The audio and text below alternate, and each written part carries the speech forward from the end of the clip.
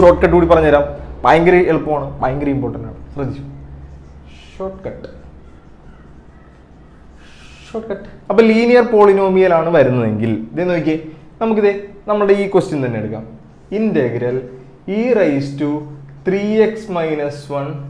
dx ഈ question ആണ് വരുന്നതെങ്കിൽ നമ്മൾ ആദ്യം ചെയ്യേണ്ടത് നോക്കിയേ, ഒന്നാമത്തെ ചോദ്യം വളരെ എളുപ്പത്തിൽ പറയാം.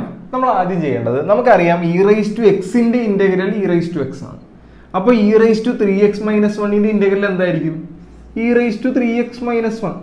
അതായത് e⁻x e⁻x, e⁻y e⁻z e⁻z.